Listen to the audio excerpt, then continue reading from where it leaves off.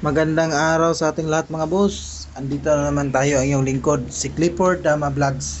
At sa mga bago kong followers dyan mga boss, at yung mga kaibigan nating damador, subscriber mga boss, kung sino yung hindi nakakita ng mga laban ko na ina-upload mga boss, pwede din kayo mag-visit sa my YouTube channel mga boss.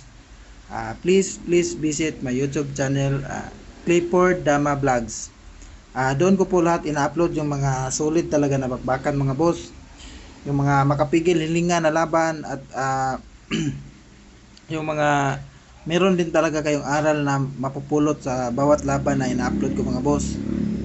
Maraming salamat sa inyong lahat mga boss. At kung sino yung gustong magpapa-shoutout mga boss, mag-comment lang kayo sa may comment section para isa-shoutout ko po kayo sa next video.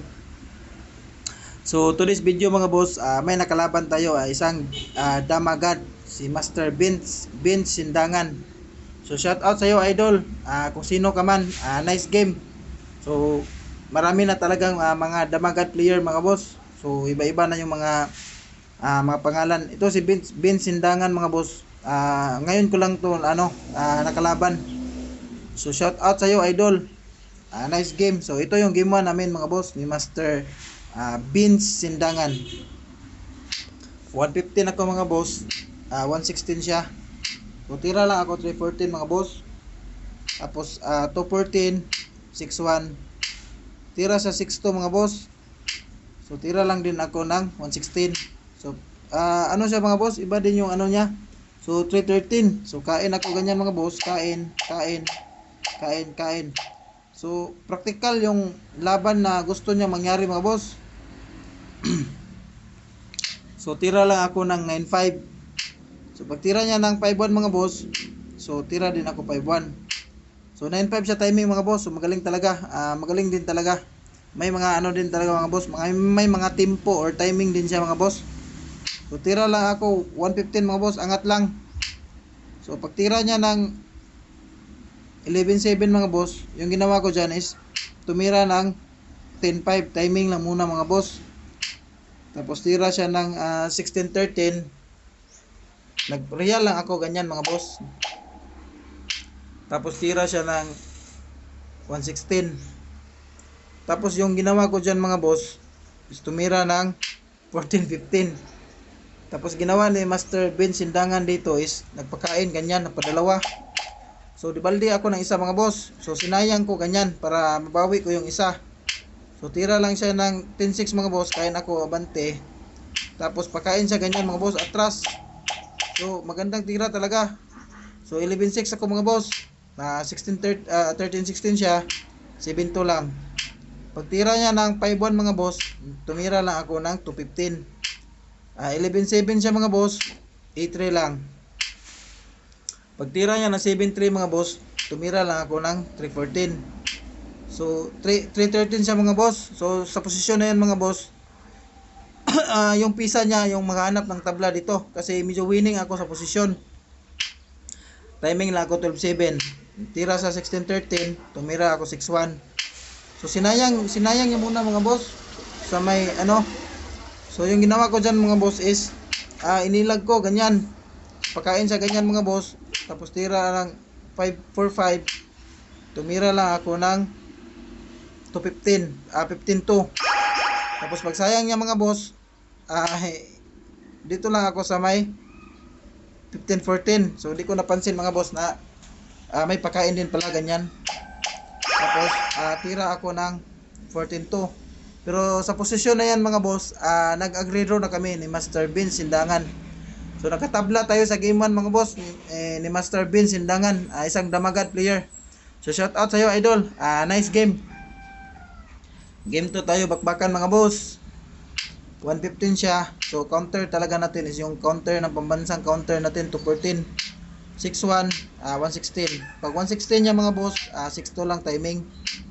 Tira sa 16-13 mga boss. So tumira ako 16-14. So pagkain niya ganyan mga boss. So bookline talaga, bookline opening.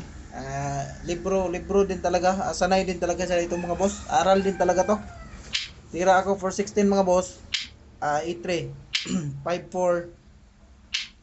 314. So magaling talaga mga boss. Tira ako 11-6.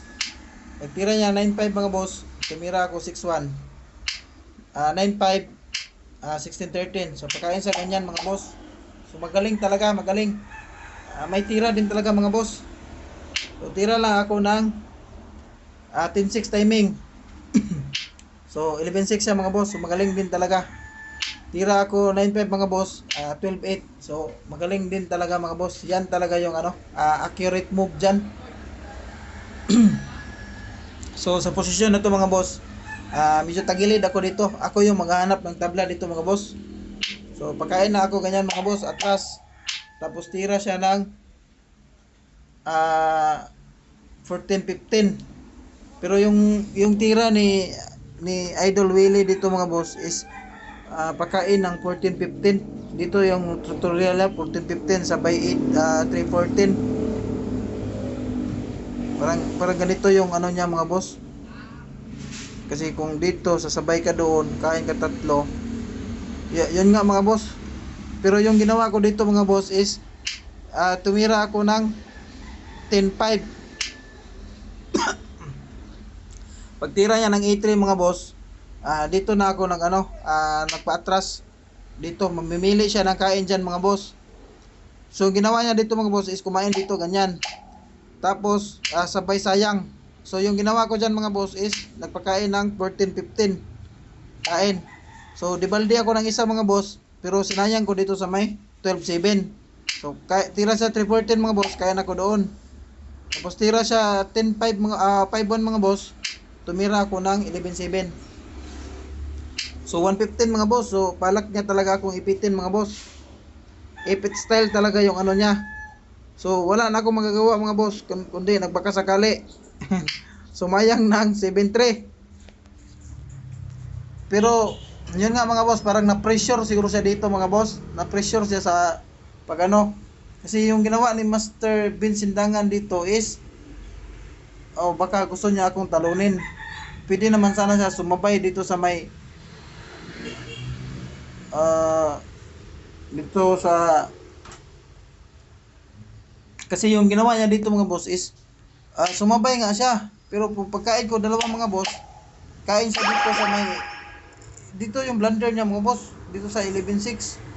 Kumain siya ng 11-6. Naka-timing ako doon mga boss, na-chimplan ko yung dalawa. So mamimili siya dyan kung iilag ba niya o hindi. Kasi kung iilag niya yung mga boss, patay yung dama niya. pero yung ano niya mga boss, pero sa posisyon na yan mga boss, sumuko siya mga boss. Siguro parang natanaw niya na talo talaga.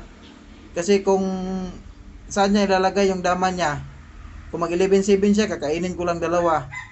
Kung tatakpan na, kung iilag naman niya mga boss, iilag niya sa 6-1, ipapakain ko yung dama.